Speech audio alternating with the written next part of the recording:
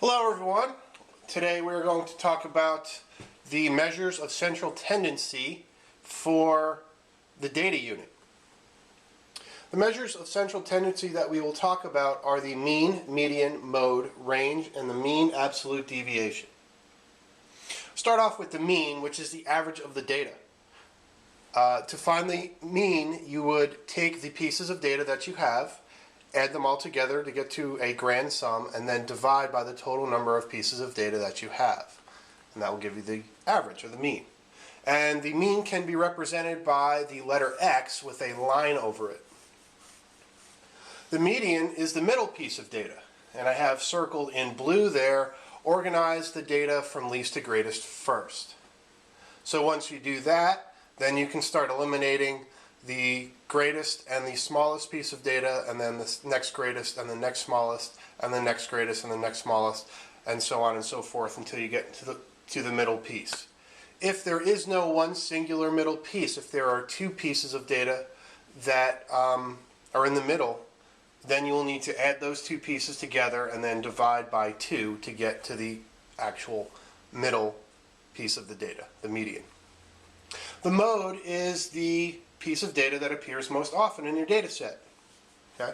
You could have several modes if several pieces of data occur the same number of times the most, or you could have no mode.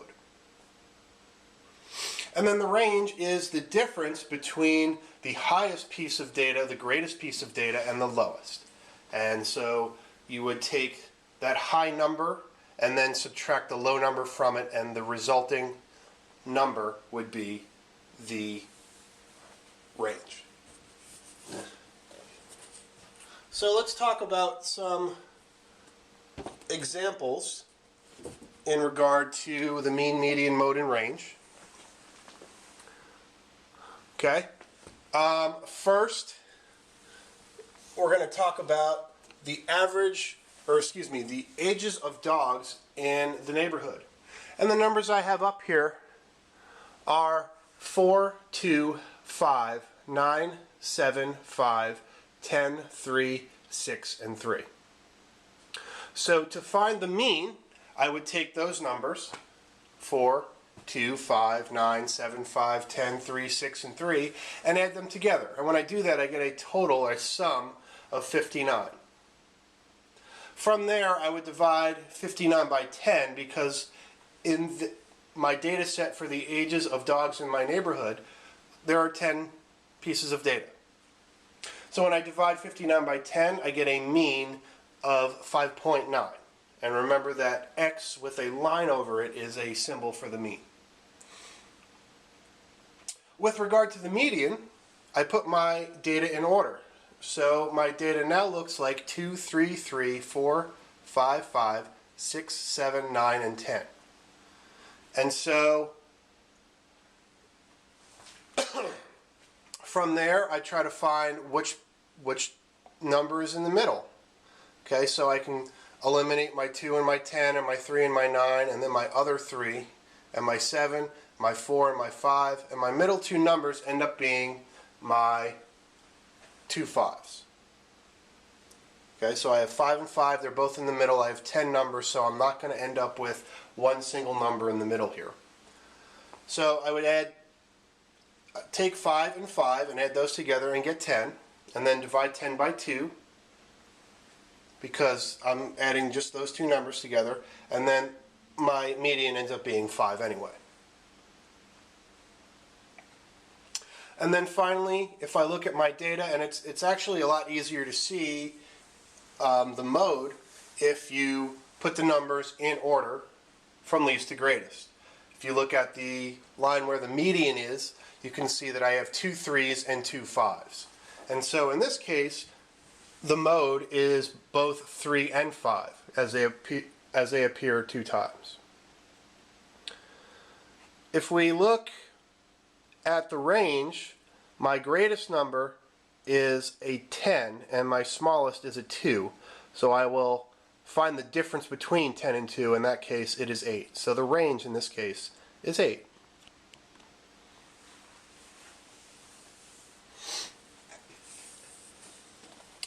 So now on to the mean absolute deviation.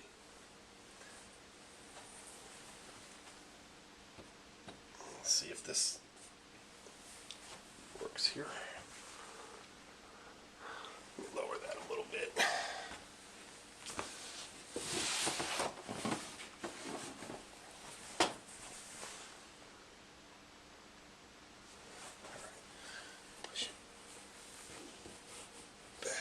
That should be okay. So the mean absolute deviation. So again, we're going to use the numbers that we were just working with, the ages of dogs in the neighborhood. Okay? And what I've done is I arranged a chart. And I actually think it's a lot easier to find the mean absolute deviation with some kind of organization like a chart like this. So I highly recommend that when you're finding the mean absolute deviation, you actually use a chart like this. So again, our mean is 5.9. We found that out when we were finding out the mean of the ages of the dogs in the neighborhood. So what we're going to do is we're going to compare the mean for our data set with the actual pieces of data that went into finding the mean. And we're going to find how deviant, how far different our data is from our mean. So with our first piece of data, we have a 4. So we're going to take our mean and we're going to subtract our piece of data. In this case, it's a 4. And when we're finding the difference here, we're finding the difference between the two numbers. We want to take the absolute, we want to find the absolute value of the difference. So we're going to basically subtract the greatest number from the smallest number. And you'll see how that will change as the data goes on. So when we subtract 5.9 minus 4, we get a result of 1.9. We take our second piece of data. In this case, it's a 2. We take 5.9 minus 2, and we get 3.9. Then we take our next piece of data, 5.9 minus 5, which is 0.9. And then we take our next piece of data, which was 9, and see here we're changing things up a little bit. Okay, we're going to find the difference of 9 minus 5.9. We're going to get 3.1 for that. So that line right there was a little different from the previous 3 because I had the mean first in the first 3, and then I switched it around to have the larger number, in this case the 9, which was just my piece of data, and I'm subtracting the mean from that. So remember that when we're subtracting, we want to use the greatest number and subtract the smallest number from that. Okay, so you can see that the data, or for the rest of the numbers, or data pieces, I find the differences between those. We have 1.1, 0.9, 4.1, 2.9, 0.1, and then 2.9 again. And if you want to do this in the order of least to greatest, you can do that. That's fine. I just took the data as it was written out in my initial grouping. So we have found the differences at this point between the mean of the data, the average of the data, the average age of the dogs in my data set, and the pieces of data that I have. Then what we do to find the mean absolute deviation is we take the number, we take the differences that we found, okay, the differences between the data and the average, we add them together. So I'm going to take 1.9 and 3.9 and 0.9 and 3.1 and 1.1 and 0.9 and 4.1 and 2.9 and 0.1 and 2.9 and add those all together. In this case, I'm going to come up with a sum of 21.8. And then again, I'm going to find the average, all right, the mean of that sum.